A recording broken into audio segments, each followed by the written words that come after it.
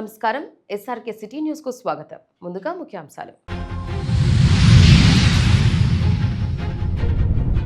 నగరంలో mutton, fish, కూరగాయలు ఒకే చోట లభించేలా ఇంటిగ్రేటెడ్ మార్కెట్ ఏర్పాటు. అధికారులతో సమీక్షించిన ఎమ్మెల్యే ఆర్ఎన్ శ్రీనివాసులు.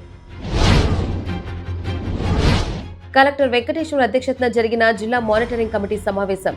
ఎస్సీ ఎస్టీల సమస్యలను తక్షణమే పరిష్కరించాలని అధికారులకు ఆదేశం. తిరుమల ఘాట్ రోడ్లో పంచలోహ విగ్రహం చోరీ, దర్యాప్తు చేస్తున్న పోలీసులు. Tirupati TDP incharge JB Srinivas తమ భూమిని ఆక్రమించారు. రంగంపేట మాజీ సర్పంచ్ రాజగోపాల్ నాయుడు దంపతులు ఆరోపణ. ఇక వార్తల్లోని వివరాలు. తిరుమల శ్రీవారిని పలువురు ప్రముఖులు దర్శించుకొని మొక్కులు చెల్లించుకున్నారు. బుధవారం ఉదయం తిరుమల శ్రీవారి వీఐపీ విరామ సమయంలో ప్రముఖ సంగీత దర్శకుడు సాకేత్ కోమండూరి, తెలంగాణ ఎమ్మెల్యే హనుమాండ్ల యశస్విని రెడ్డి, మాజీ తెలంగాణ శాసన మండలిలో ప్రభుత్వ విప్గా ఎమ్మెల్సీ ఎంఎస్ ప్రభాకర్ రావులు వేరువేరుగా స్వామివారిని దర్శించుకొని మొక్కులు చెల్లించుకున్నారు. అనంతరం ఆలయ రంగనాయకుల మండపంలో వేద పండితులు వేదాశ్రవచనం చేయగా ఆలయ అధికారులు స్వామివారి తీర్థ ప్రసాదాలు అందజేశారు.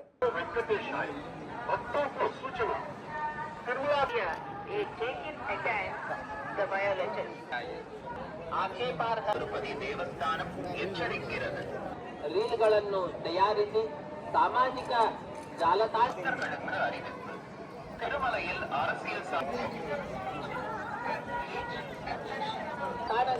ಪೋಸ್ಟ್ ಮಾಡುವುದು ವಿಶೇಷ ಕಾನೂನು ಕ್ರಮ ಕೈಗೊಳ್ಳಲಾಗುತ್ತದೆ. ಭಾಷಣ ಮಾಡುವುದು ಮತ್ತು ಆಕ್ಷೇಪಾರ್ಹ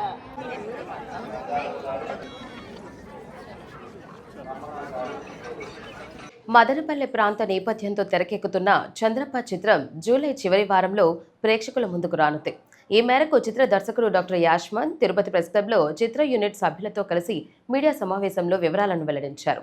ఈ సందర్భంగా దర్శకుడు మాట్లాడుతూ మదనపల్లె ప్రాంతానికి చెందిన కథాంశంతో రూపుదిద్దుకుంటున్న ఈ సినిమా చిత్రీకరణ ఇప్పటికీ 90% పూర్తయిందని తెలిపారు. జిల్లా ప్రజలందరికీ కూడా నా హృదయపూర్వక నమస్కారాలు. నేను డాక్టర్ యష్మాన్ అండి. మదనపల్లిలో అనస్థీషియా డాక్టర్గా పనిచేస్తున్నాను. నిజంగా చెప్పాలంటే నేను రాయలసీమ బైరాగపేట రాయలసీమలో జూనియర్ కాలేజ్లో అక్కడే చదువుకున్నాను. MBBS degree Tirupati SV medical college తీసుకున్నాను. అలాగే అనస్థీషియా కూడా ఇక్కడే చేశాను. ఒక రకంగా చెప్పాలంటే నేను తిరుపతి వాసిని. ఇప్పుడు నేను మదనపల్లిలో ప్రాక్టీస్ చేస్తున్నా.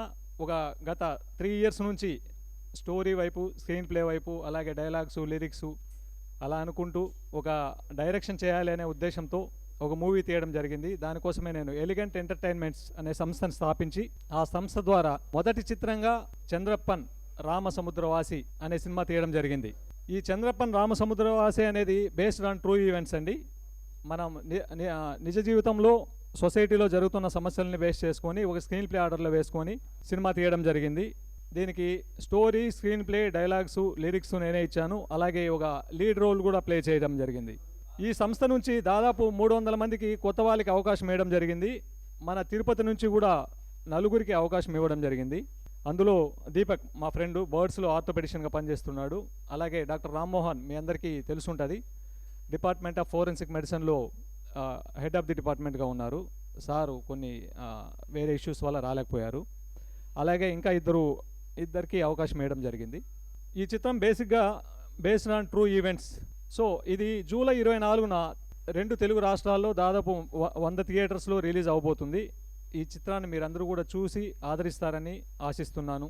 అలాగే మా సంస్థ ఎలిగెంట్ ఎంటర్టైన్మెంట్స్ నుంచి ఇంకా కొన్ని చిత్రాలు నిర్మించి ఇంకా టాలెంటెడ్ పర్సన్స్ని అందరినీ కూడా ఇంట్రడ్యూస్ చేసే అవకాశం నాకు ఇవ్వాల్సిందిగా నేను కోరుకుంటున్నాను. Thank you so much.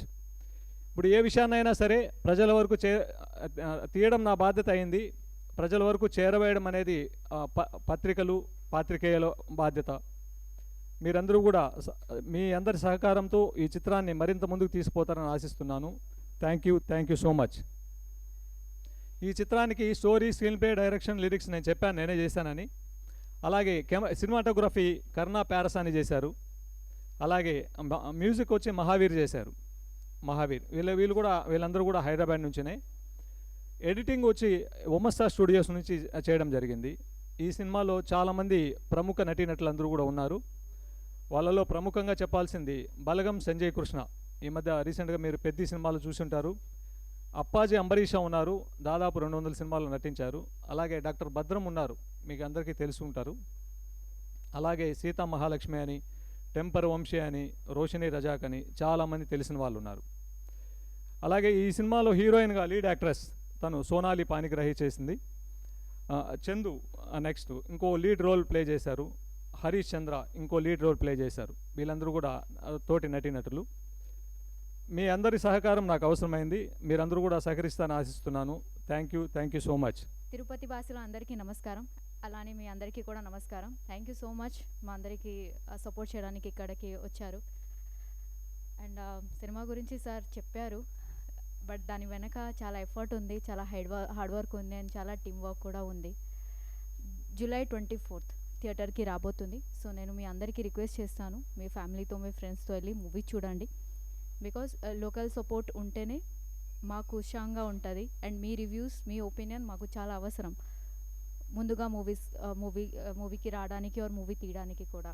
So ఆ సపోర్ట్ మీ అందరి నుంచి దొరుకుతుంది అని ఆశపడుతున్నాను అండ్ మీకు అలానే రిక్వెస్ట్ చేస్తున్నాను. 24th జూలై థియేటర్కి వెళ్ళి డెఫినెట్గా మూవీ వాచ్ చేయండి. Thank you so much. Tirupati జిల్లా ఏర్పేడులోని వ్యాసాశ్రమంలో జరగనున్న శతాబ్ద ఉత్సవాలను ఆశ్రమ పూర్వ విద్యార్థులు, సిబ్బంది, సాధువులు ఘనంగా జరుపుకోవడాన్ని ఎవరు అడ్డుకోవద్దని ఆంధ్రప్రదేశ్ సాధు పరిషత్ ప్రతినిధులు తిరుపతి ప్రెస్ క్లబ్లో మీడియా ముందు వెల్లడించారు.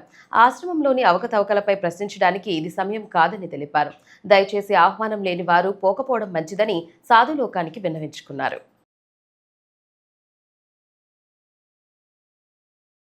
ఆ శత జయంతి మహోత్సవాలు చేస్తున్నటువంటి తరుణంలో చాలా బాధాకరం. కొంతమంది స్వామీజీలు, మఠాధిపతులు, పీఠాధిపతులు వారికి మేము ఆంధ్రప్రదేశ్ సాధు పరిషత్ తరపున సనాతన ధర్మం బాగుండాలి, ఈ సనాతన ధర్మాన్ని మనం కాపాడుకోవాల్సిన గురుతర బాధ్యత ప్రతి హిందూ బంధువు పైన ఉన్నది.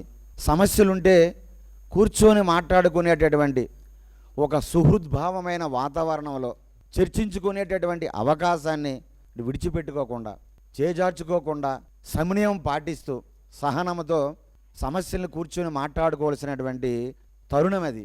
ఎంతో అవసరం కూడా ఉన్నది. ఇప్పటికే ఈ సనాతన ధర్మం మీద అనేక దాడులు మనం గతంలో చూస్తూ ఉన్నాం. ఎన్నో కుట్రలు చేస్తూ ఉన్నారు. హిందూ ధర్మాన్ని, దేవీ దేవతలను కించపరిచి మాట్లాడుతూ ఉన్నారు. ఒక పక్క ఆ సమస్యలతో హిందూ సమాజం సతమతం అవుతూ ఉన్నది. ఇటువంటి తరుణంలో సనాతన ధర్మానికి ఏవైనా సమస్యలు వస్తే పెద్దలందరూ కూడా కూర్చొని మాట్లాడుకునేటువంటి ఒక ప్లాట్ఫారాన్ని మనం ఏర్పాటు చేసుకోవాలి తప్ప ఒక ఆశ్రమం మీద మరొక ఆశ్రమం, ఒక ఆశ్రమంలో ఏవైనా తెలుసో తెలియకో సమస్యలు ఉండొచ్చు, తప్పులు జరగవచ్చు. దానికి చట్టాలు ఉంటాయి, ప్రభుత్వాలు కంప్లైంట్ చేయొచ్చు, దానికి పెద్దలు కొన్ని ధార్మిక సంస్థలు ఉంటాయి, వాటి ద్వారా సమస్యలు మనం పరిష్కరించుకునేటటువంటి దయచేసి మేమందరినీ కూడా ఆంధ్రప్రదేశ్లో ఉండేటటువంటి, తెలంగాణలో ఉండేటటువంటి సాధు సంతులందరినీ కూడా దయచేసి సమన్వయం పాటించండి. మనము రోడ్లు ఎక్కేటటువంటి పరిస్థితి దయచేసి తీసుకురావద్దు. ఇది సనాతన ధర్మానికి మంచిది కాదు, ఇది ధర్మానికి మంచిది కాదు. భవిష్యత్ తరాలకి కూడా ఒక మంచి సందేశం ఇచ్చేవాళ్ళగా మనం ఉండాలి తప్ప మన ధర్మాన్ని మనమే కాలరాసుకునే పరిస్థితికి దయచేసి స్వామీజీలు ఎవరైనా కూడా తీసుకురావద్దని ఆంధ్రప్రదేశ్ సాధు పరిషత్ తరపున మేము కోరుతూ ఉన్నాము. కాషాయంలో మళ్ళీ విభజనలు, విభేదాలు వద్దు. దయచేసి మేము తిరుపతి పట్టణ పోలీసు వారికి కూడా నిన్న మన ఏర్పేడు స్వామివారిని కూడా కలిసాం. ఆయన కూడా సుముఖంగా ఉన్నాడు. ఏమన్నాడు, అయ్యా ఏమన్నా అటువంటి ప్రాబ్లమ్స్ ఉంటే ఆరాధన అయిపోయిన తర్వాత మీరు చెప్పండి, మీ సాధు పరిషత్ ఆధ్వర్యంలో శ్రీనివాసానంద స్వామి, ఓంకార్ మీరందరూ కూడా వచ్చి కూర్చుంటే మనం మాట్లాడుకుందాం, వాళ్ళని రమ్మనండి. కానీ వాళ్ళ ఉద్దేశం అలా లేదు. వాళ్ళు ఎంతసేపటికి మా మీద దాడికి రావాలని ఒక రాజకీయ పార్టీ ప్రోద్బలంతో వాళ్ళు ఈ విధంగా వస్తున్నారు. కాబట్టి దయచేసి మీరు ఈ మాట్లాడండి, ప్రెస్ వారితో కూడా మాట్లాడండి అంటేనే ఇప్పుడు ఈ ప్రెస్ మీట్ పెట్టడం జరిగింది. కాబట్టి దయచేసి ఎవరైతే పూజ్యులు, స్వామీజీలు, పీఠాధిపతులు ఎవరైతే 25వ తారీఖు అక్కడ నిరసనకి పిలుపునిచ్చారో దయచేసి మీరు ఆ ప్రయత్నాన్ని విరమించుకోవాలని మేము ఆంధ్రప్రదేశ్ సాధు పరిషత్ తరపున మిమ్మల్ని మరీ కోరుకుంటున్నాం. అదేవిధంగా తిరుపతి పోలీస్ వారికి కూడా మేము విన్నవించుకుంటున్నాం, అయ్యా ఇలాంటి వాటిని మీరు ఎంకరేజ్ చేయొద్దండి, వాళ్ళు ఏదో పర్మిషన్ ఇచ్చేశారని చెప్తున్నారు, ఇలాంటి పర్మిషన్ ఇవ్వద్దు. ఆరాధనోత్సవాలు అనేవి ప్రతి ఆశ్రమానికి ప్రతి స్వామికి చాలా పవిత్రమైనవి. అలాంటి ఆరాధనోత్సవాల టైంలో ఈ నిరసనలు ఇవన్నీ కూడా అవసరం లేదు అని మళ్ళీ వేస్తున్నాం. ఇంకొక పాయింట్ ఏంటంటే, వెరీ ఇంపార్టెంట్ పాయింట్ చెప్తున్నానండి. వైఎస్ఆర్సీపీ నాయకులు మీరు కావాలంటే మీ రాజకీయం చేసుకోండి, అధికార పక్షం ఏం చేస్తుందో, ప్రజలకు ఏమైనా న్యాయం చేస్తుందా లేదా, వాళ్ళు ఇచ్చిన ప్రామిసులు చెప్పారా లేదా, అది చూడాలయ్యా మీరు ప్రతిపక్షంగా. అంతేగాని వచ్చి ఈ హిందువుల మీద సనాతన ధర్మం మీద దాడులుగా ఆకపోతే మీకు ఎటువంటి పరిస్థితుల్లో ఈసారి ఆ 11 కాకుండా 1కి మిగిలిపోవాల్సి వస్తుంది అని హిందూ సంఘాల తరపున, ఆంధ్రప్రదేశ్ సాధు పరిషత్ తరపున మళ్ళీ హెచ్చరిస్తున్నాం. జై శ్రీరామ్. కలియుగ వైకుంఠమైన తిరుమలలో భారీ చోరీ ఘటన కలకలం రేపింది. తిరుమల మొదటి ఘాట్ రోడ్లోని 7 మైలు వద్ద రోడ్డు పక్కన ఉన్న ప్రాచీన పంచలోహ విగ్రహాన్ని అజ్ఞాత దుండగులు ఎత్తుకెళ్లారు. అత్యంత భద్రత ఉండే తిరుమల పరిసరాల్లో ఈ ఘటన జరగడం తీవ్ర ఆందోళనకు దారితీస్తుంది. బుధవారం ఉదయం విధి నిర్వహణలో ఉన్న టీటీడీ సిబ్బంది విగ్రహం చోరీకి గురైనట్లు గమనించి వెంటనే ఉన్నతాధికారులకు సమాచారం అందించారు. సమాచారం అందుకున్న టీటీడీ విజిలెన్స్ బృందాలు, స్థానిక పోలీసులు వెంటనే ఘటనా స్థలానికి చేరుకుని పరిశీలించారు. పోలీసులు ఈ ఘటనపై కేసు నమోదు చేసి ఘాట్ రోడ్డు మరియు టోల్గేట్ల వద్ద ఉన్న సీసీటీవీ ఫుటేజ్లను తీవ్రంగా పరిశీలిస్తున్నారు. దుండగులను పట్టుకునేందుకు, చోరీకి గురైన పంచలోహ విగ్రహాన్ని స్వాధీనం చేసుకునేందుకు పోలీసులు ప్రత్యేక బృందాలను రంగంలోకి దించారు. ఈ చోరీ వెనుక స్థానిక ముఠాల ప్రమేయం ఉందా లేక అంతర్రాష్ట్ర దొంగల హస్తం ఉందా అనే విభిన్న కోణాల్లో దర్యాప్తు వేగవంతం చేశారు. 24 గంటలు నిఘా, కట్టుదిట్టమైన సెక్యూరిటీ ఉండే తిరుమల ఘాట్ రోడ్లోనే ఏకంగా పంచలోహ విగ్రహం మాయమవడంపై భక్తులు, స్థానికులు తీవ్ర ఆందోళన వ్యక్తం చేస్తున్నారు. టీటీడీ ఆస్తుల రక్షణ, భద్రతా నిఘా వ్యవస్థపై పలు అనుమానాలు వ్యక్తమవుతున్న నేపథ్యంలో ఘాట్ రోడ్లో భద్రతను మరింత పెంచాలని భక్తులు డిమాండ్ చేస్తున్నారు. పుంగనూరు పట్టణంలో గత కొన్ని సంవత్సరాలుగా రోడ్లు తీవ్రంగా దెబ్బతిని నిత్యం ప్రమాదాలకు నిలయంగా మారాయని ప్రముఖ సామాజికవేత్త ఆయుబ్ ఖాన్ ఆవేదన వ్యక్తం చేశారు. అధ్వానంగా తయారైన రోడ్ల వల్ల అనేక మంది ప్రాణాలు సైతం కోల్పోతున్నారని విచారం వ్యక్తం చేసిన ఆయన తక్షణమే రోడ్ల మరమ్మతులు చేపట్టాలని డిమాండ్ చేస్తూ ఆమరణ నిరాహార దీక్ష చేపట్టారు. ముఖ్యంగా పుంగనూరు, బెంగళూరు ప్రధాన రహదారి గోతులమయమై ప్రయాణికులకు చుక్కలు చూపిస్తోందని ఆయన పేర్కొన్నారు. అలాగే పుంగనూరు నియోజకవర్గంలోని ప్రముఖ పుణ్యక్షేత్రం బోయకొండ గంగమ్మ ఆలయానికి నిత్యం కర్ణాటక రాష్ట్రం నుంచి వేలాది మంది భక్తులు వాహనాల్లో వస్తూ ఉంటారని, ఈ రహదారుల పరిస్థితి వల్ల వాహనదారులు, భక్తులు తీవ్ర ఇబ్బందులు పడుతున్నారని తెలిపారు. రోడ్ల దుస్థితిపై గతంలో స్థానికులు రహదారిపై బైఠాయించి నిరసన తెలిపారని, పలుమార్లు అధికారులకు విన్నవించినా ఫలితం శూన్యమని విమర్శించారు. ప్రభుత్వం తక్షణమే స్పందించి రోడ్ల నిర్మాణం, మరమ్మతు పనులు ప్రారంభించే వరకు తన ఆమరణ నిరాహార దీక్షను విరమించే ప్రసక్తే లేదని ఆయుబ్ ఖాన్ స్పష్టం చేశారు. కాగా ఈ న్యాయమైన పోరాటానికి పట్టణంలోని పలువురు ప్రముఖులు, స్థానికులు నేరుగా వచ్చి తమ పూర్తి సంఘీభావాన్ని తెలిపారు.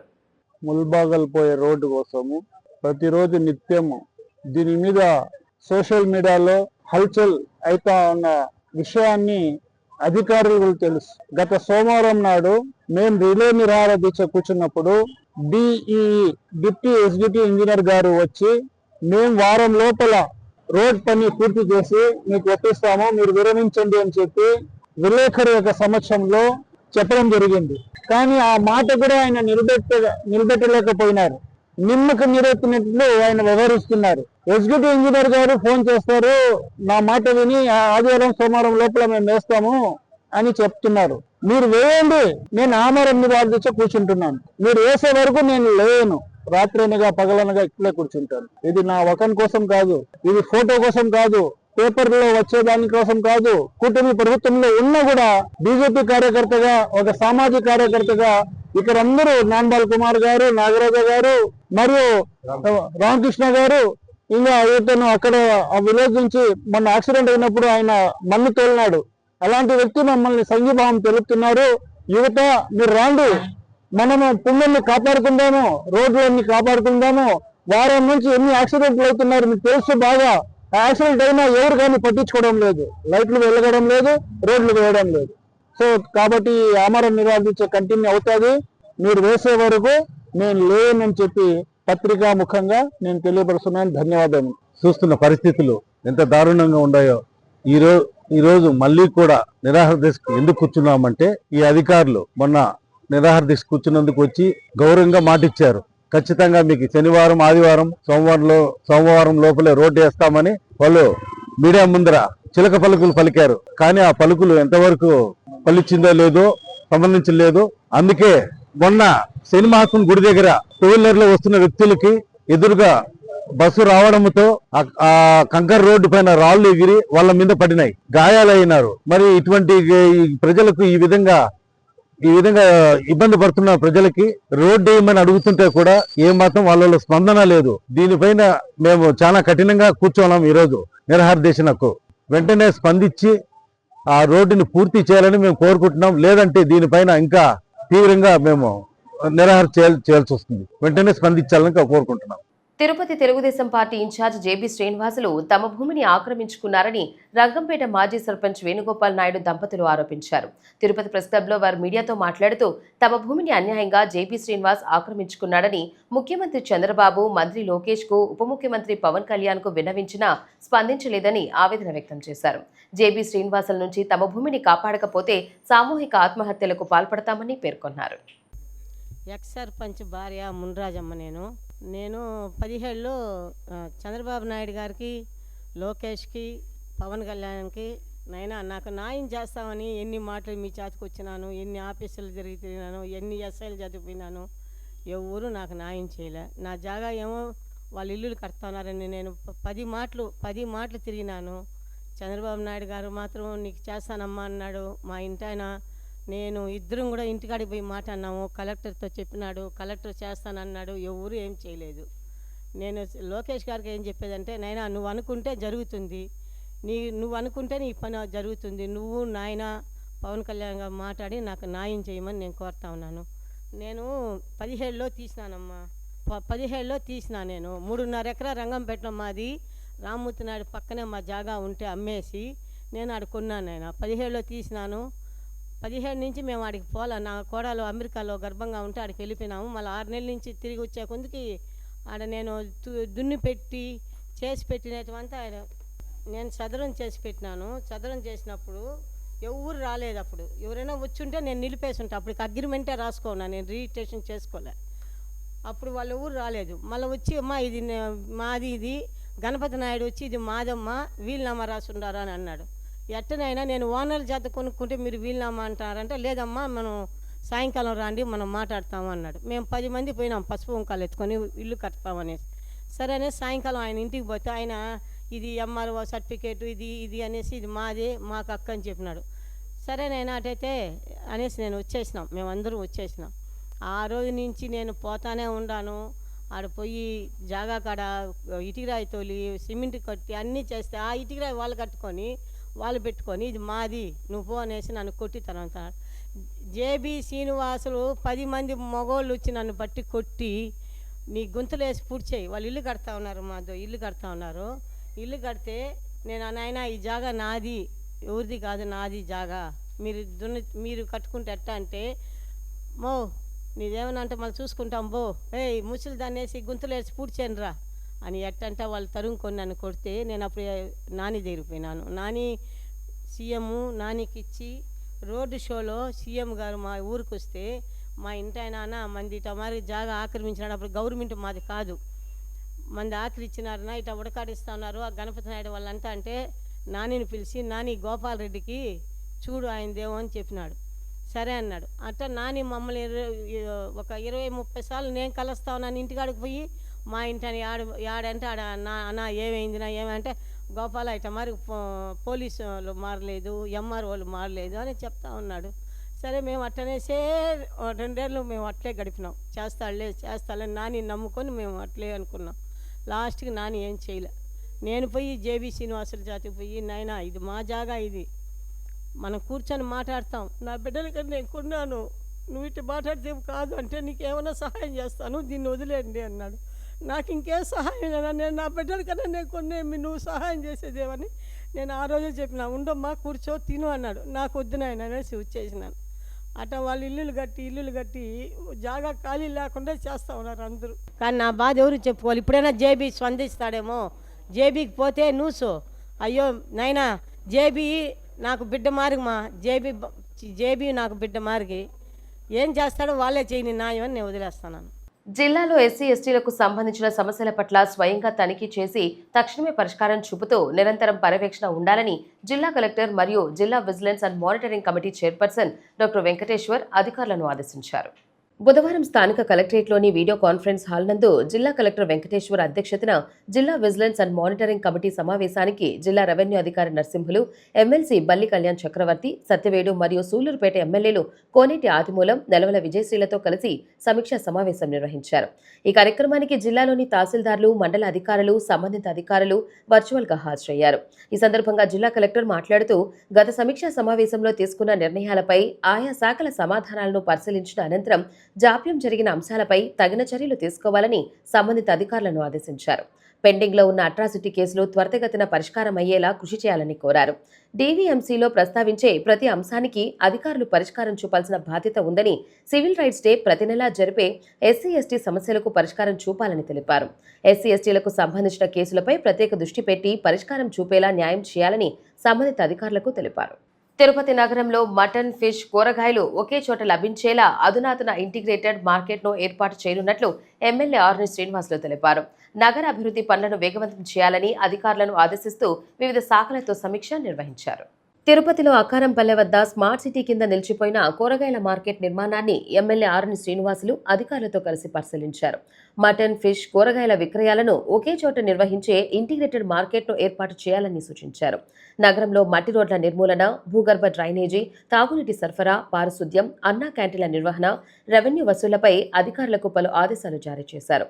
తిరుపతిని గ్రేటర్ కార్పొరేషన్గా మార్చే ప్రక్రియను వేగవంతం చేయాలని కూడా ఎమ్మెల్యే కోరారు. ఈ కార్యక్రమంలో మున్సిపల్ అధికారులు పాల్గొన్నారు. తిరుమల శ్రీవారి మొదటి ఘాట్ రోడ్లోని 7వ మైలు వద్ద నిత్యం పూజలు అందుకునే ప్రాచీన ఆంజనేయ స్వామి విగ్రహం చోరీకి గురవడం వైసీపీ తీవ్ర స్థాయిలో ధ్వజమెత్తింది. ఈ ఘటనపై మాజీ టీటీడీ చైర్మన్, వైసీపీ నేత భూమన కరుణాకర్ రెడ్డి ప్రభుత్వాన్ని, టీటీడీ యాజమాన్యాన్ని లక్ష్యంగా చేసుకుని తీవ్ర విమర్శలు చేశారు. ఈ సందర్భంగా ఆయన మాట్లాడుతూ, 100 ఏళ్ల క్రితం నాటి పురాతనమైన సుమారు 46 ఏళ్ల క్రితం మాజీ ఈవో పీవీఆర్కే ప్రసాద్ హయాంలో ప్రతిష్ఠించిన పెద్ద ఆంజనేయ స్వామి విగ్రహం మాయం కావడంపై పవిత్ర తిరుమల క్షేత్రం చరిత్రలోనే ఒక నల్లటి రోజని అన్నారు. పరమపావన పుణ్యక్షేత్రం వెంకటగిరుల అతి పవిత్రమైన మహాదేవుడైన వెంకటేశ్వర స్వామి క్షేత్రంలో ఘోరాతి ఘోరమైన అపచారం జరిగింది.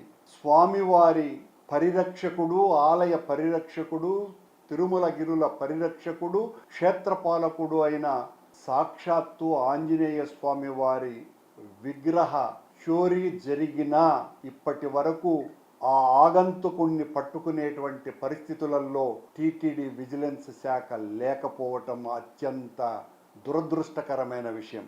కొన్ని వందల సంవత్సరాలుగా కాలినడకలో వెళ్ళేటువంటి దారిలో 7వ మైలు రాయి దగ్గర పూజలు అందుకుంటున్నటువంటి పాదాచారుల దగ్గర పూజలు అందుకునేటువంటి ఆంజనేయ స్వామి విగ్రహం 60 సంవత్సరాల క్రితమే నేను కాలిబాటలో నడుస్తున్నటువంటి రోజులలోనే ఆ విగ్రహం 100 మంది పూజలు చేస్తున్నటువంటి సందర్భం నాకు తెలుసును. అక్కడే గతంలో ఎగ్జిక్యూటివ్ ఆఫీసర్గా పనిచేసినటువంటి పీవీఆర్కే ప్రసాద్ గారు 46 సంవత్సరాల క్రితం ఓ పెద్ద ఆంజనేయ స్వామి విగ్రహాన్ని అక్కడ ఏర్పాటు చేశారు. ఈ విగ్రహాన్ని చూసే ఆ పరమ పవిత్రమైన విగ్రహాన్ని ఈ రోజున దొంగలు ఎత్తుకుపోయినారు. దీనికి బాధ్యత సాక్షాత్తు ముఖ్యమంత్రి చంద్రబాబు నాయుడు గారే వహించాలి. ఈ కొండనంతా కూడా ప్రక్షాళన చేస్తాను అనే అధికారంలోకి వచ్చినటువంటి చంద్రబాబు నాయుడు గారు ఈ ప్రక్షాళన అంటే స్వామివారి విగ్రహాల దొంగతనమా? చంద్రబాబు నాయుడు గారు సనాతన ధర్మ పరిరక్షణ కోసమని మెట్లన్నీ కడిగినటువంటి ఓ పవన్ కళ్యాణ్ స్వాముల వారు కొండగట్టు ఆంజనేయ స్వామికి దాదాపు 25 కోట్ల పైగా డబ్బులు ఇప్పించినటువంటి పవన్ కళ్యాణ్ గారు, మేమంతా కూడా ఆంజనేయ స్వామి భక్తులము, మా కుటుంబం అంతా చెప్పుకునేటువంటి పవన్ కళ్యాణ్ గారుల ఆధ్వర్యంలో నడుస్తున్నటువంటి బిఆర్ నాయుడు గారి నేతృత్వంలో ఉన్న పాలక మండలి నిర్వహణలో ఈ రోజున సాక్షాత్తు రోజు 25,000 మందికి పైగా పాదయాత్ర ద్వారా కొండమెట్లు ఎక్కుతూ నడిచి వెళ్ళేటువంటి దారిలో పూజలు అందుకునేటువంటి ఆంజనేయ స్వామి విగ్రహం. ఆ విగ్రహం దగ్గర సరిగ్గా వాహనాలలో పోయేటువంటి కార్లు, బస్సులలో పోయేటువంటి యాత్రికులు కూడా వందల సంఖ్యలో అక్కడ ఆగి స్వామివారికి పూజలు చేస్తూ ఉంటారు. మొన్న 22 మే తారీఖున జరిగినటువంటి ఆంజనేయ స్వామి జన్మదినోత్సవం రోజున అత్యంత వైభవంగా టీటీడీ అక్కడ పూజా కార్యక్రమాలు నిర్వహించింది. ప్రతి సంవత్సరం కూడా ఈ కార్యక్రమాన్ని నిర్వహించటం ఆనవాయితీ. ఆ పూజలు అందుకునేటువంటి స్వామివారి విగ్రహం ఈరోజు చోరీకి గురైంది. చోరీ చేసినటువంటి వ్యక్తి సీసీ ఫుటేజీలలో చాలా స్పష్టంగా కనపడుతూ ఉంటే విజిలెన్స్ వాళ్ళు ఎవరో పిచ్చివాడుగా ఆ దొంగను ముద్ర వేసి తప్పించుకునేటువంటి ప్రయత్నం ఈ అధికారుల ద్వారా, విజిలెన్స్ అధికారుల ద్వారా చెప్పించేటువంటి ప్రయత్నం రాష్ట్ర ప్రభుత్వం చేస్తున్నట్టుగా మా దృష్టికి వచ్చింది. ఎంత దుర్మార్గమైనటువంటి పాలన నడుస్తున్నది. మా మీద, జగన్మోహన్ రెడ్డి గారి మీద నీలాప నిందలు మోపినటువంటి వీళ్ళు అధికారంలోకి వచ్చిన తర్వాత ఈ 2 సంవత్సరాలలో ప్రతిరోజు కొండ మీద ఏదో ఒక రకమైనటువంటి ఘోరం, అపచారం జరుగుతూనే ఉన్నాయి. దానికి పరాకాష్ఠగా సాక్షాత్తు వెంకటేశ్వర స్వామి పరిరక్షకుడైన క్షేత్రపాలకుడు, రామభక్తుడైన హనుమాన్ ఆంజనేయ స్వామి విగ్రహమే చోరీకి పోవటం అన్నది కోట్లాది మంది భక్తుల యొక్క మనోభావాలను తీవ్రంగా కలిచివేస్తున్నది. ఇప్పటికే ఈ విషయమంతా కూడా తిరుపతి పరిసర ప్రాంతాలలో ఉన్నటువంటి ప్రజలు, భక్తులు, హిందువులు అందరూ కూడా గగ్గోలు పెడుతున్నారు. ఈ విషయం మొత్తమంతా ప్రపంచమంతా తెలిసిపోతున్నది. వెంకటేశ్వర స్వామి ప్రాపర్టీ దొంగతనం చేయటం ఏంటండి? ఎలా దొంగతనం అవుతుంది? అందులోనూ కూడా రోజు 25 నుంచి 30,000 మందికి పైగా పూజలు చేసేటువంటి, దర్శనం చేసుకునేటువంటి ఆంజనేయ స్వామి విగ్రహాన్ని దొంగతనం చేసేటువంటి స్థితికి ఈ పాలక మండలి తీసుకువెళ్ళింది అంటే ఇంతకంటే దారుణం మరొకటి ఉన్నదా? ఏం చేస్తున్నాడు బిఆర్ నాయుడు గారు? ఏం చేస్తున్నారు ఈ అధికారులంతా కూడా? చాలా దారుణాతి దారుణమైనటువంటి విషయం ఇది. పొంగనూరు మండలం భీమగానిపల్లె పంచాయతీ పరిధిలోని మదనపల్లె నేషనల్ హైవే శ్రీకృష్ణదేవరాయల సర్కిల్ సమీపంలో శ్రీ లక్ష్మీ నరసింహస్వామి, శ్రీ వారాహి అమ్మవారు మరియు శ్రీ దుర్గాదేవి అమ్మవార్ల నూతన విగ్రహ ప్రతిష్టాపన మహోత్సవం అత్యంత వైభవంగా జరిగింది. వేద పండితులు శాస్త్రోక్తంగా ఆధ్యాత్మిక వాతావరణంలో ఈ పూజా కార్యక్రమాలను నిర్వహించారు. బుధవారం ఉదయం గణపతి ప్రార్థనతో ఉత్సవాలు ప్రారంభమయ్యాయి. ఈ సందర్భంగా పండితుల ఆధ్వర్యంలో గంగ పూజ, కుంభాభిషేకం, వరుణ జపం, నవగ్రహ ఆరాధన, పూర్ణాహుతి వంటి పూజలను నిష్ఠతో నిర్వహించారు. అనంతరం నిర్ణయించిన శుభముహూర్తంలో స్వామి అమ్మవార్ల నూతన విగ్రహాలకు ప్రాణ ప్రతిష్ఠ కార్యక్రమాన్ని పూర్తి చేశారు. ఈ మహోత్సవాన్ని పురస్కరించుకొని నూతన విగ్రహాలను ప్రత్యేక అలంకరణలో కొలువు తీర్చారు. భక్తులు పెద్ద ఎత్తున తరలివచ్చి స్వామి అమ్మవార్లను దర్శించుకొని ప్రత్యేక పూజలు సమర్పించారు. అనంతరం ఆలయ నిర్వాహకులు విచ్చేసిన భక్తులందరికీ తీర్థ ప్రసాదాలను అందజేశారు. వార్తలు ముగించే ముందు ముఖ్యాంశాలు మరోసారి. నగరంలో మటన్, ఫిష్, కూరగాయలు ఒకే చోట లభించేలా ఇంటిగ్రేటెడ్ మార్కెట్ ఏర్పాటు అధికారులతో సమీక్షించిన MLA R N Srinivasulu. Collector Venkateswara అధ్యక్షతన జరిగిన జిల్లా మానిటరింగ్ కమిటీ సమావేశం. ఎస్సీ ఎస్టీల సమస్యలను తక్షణమే పరిష్కరించాలని అధికారులకు ఆదేశం. తిరుమల ఘాట్ రోడ్లో పంచలోహ విగ్రహం చోరీ, దర్యాప్తు చేస్తున్న పోలీసులు. Tirupati TDP incharge JB Srinivas తమ భూమిని ఆక్రమించారు. రంగంపేట మాజీ సర్పంచ్ రాజగోపాల్ నాయుడు దంపతులు ఆరోపణ. ఈ వార్తలు ఇంతటితో సమాప్తం. నమస్కారం.